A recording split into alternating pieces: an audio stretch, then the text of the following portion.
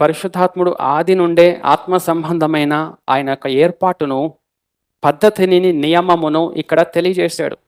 ఎప్పుడో పూర్వకాలం. యెహోవా ఇల్లు కట్టించని ఎడల దాని కట్టువారి ప్రయాస వ్యర్థము.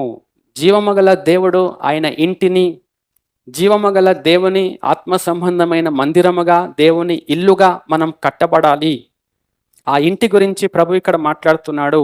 ఆ దేవుడు గనక కట్టించకపోతే మనం కట్టుకొని చేసే ప్రయాస అంతా వ్యర్థమైపోతుంది, వేస్ట్ అయిపోతుంది. మనం ఆయనకు అప్పగించుకోవాలి. నన్ను కట్టు ప్రభువా, ఇప్పుడు ఏం చేయాలి, ఇప్పుడు ఎలా జీవించాలి, ఎలా మాట్లాడాలి, ఏ పని చేయాలి, ఎట్లా పని చేయాలి, ఎట్లా జీవించాలి, ఎట్లా ప్రవర్తించాలి చెప్పు ప్రభువా అంటే చెప్తా ఉంటాడు.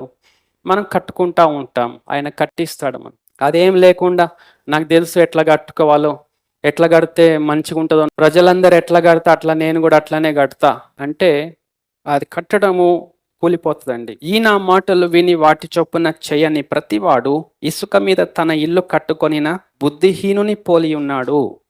వానొచ్చింది, వరదలు వచ్చాయి, గాలి విసిరింది, ఆ పాటు గొప్పది, అది ఇసుక మీద ఉంది కాబట్టి ఇల్లు కూలిపోయింది. మన జీవితము, మన ఆత్మీయ జీవితం గురించి ప్రభు చెప్తా ఉన్నాడు. బండ అంటే ప్రభు అయిన యేసుక్రీస్తు, ఆయన వాక్యం. ఆయన వాక్యము ప్రభు అయిన యేసుక్రీస్తు అంటే దేవుని దృష్టికి ఏర్పరచబడిన అమూల్యమైన సజీవమైన మూలరాయి. ఆ బండ మీద, ఆయన వాక్యం మీద, ఆ ప్రభు అయిన మాట మీద మన యొక్క జీవితాన్ని, మన యొక్క ఆత్మీయ జీవితమును కట్టుకోవాలి. ఆ ఇల్లు ఆ ప్రభు కట్టిస్తాడు. ఆయన చెప్పినట్టు ఆయన మాట చొప్పున మనం కట్టుకోవాలి. బండ మీద ఇల్లు కట్టుకొనిన బుద్ధిమంతుడు ఎవడంటే యేసయ్య మాట విని యేసయ్య మాట చొప్పున జీవితాన్ని కట్టుకుంటా ఉండేవాడు. మనము జీవము గల దేవుని మందిరముగా కట్టబడాలంటే ఆ క్రీస్తు అనే బండ మీద, ఆ ప్రభువైన యేసుక్రీస్తు యొక్క మాట మీద, ఆయన మాట చెప్పినట్లుగా, ఆయన చెప్పినట్లుగా ఆయన మాటలు విని వాటి చొప్పున మనం జీవిస్తూ ఉంటే దేవుని ఇల్లుగా ఉంటుంది అది. ఆ ఇంటిని గురించి ప్రభు చెప్తా ఉన్నాడు.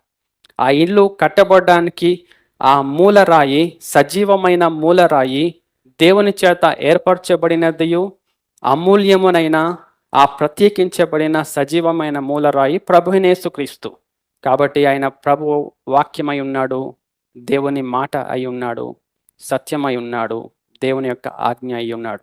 ఆ మాట మీద, సత్యం మీద, ఆ వాక్యం మీద మన జీవితాన్ని కట్టుకోవాలి. కానీ మన బుద్ధి మీద, మన ఇష్టం మీద, మనకు తోచినట్టుగా, మనుషుల యొక్క ఇష్టాన్ని ప్రకారంగా మనకు నచ్చినట్టుగా మనం ఇల్లు కట్టుకుంటా ఉంటే ఉండదు, కూలిపోతుంది, వారు బుద్ధిహీనులు అని దేవుడు చెప్తా ఉన్నాడు.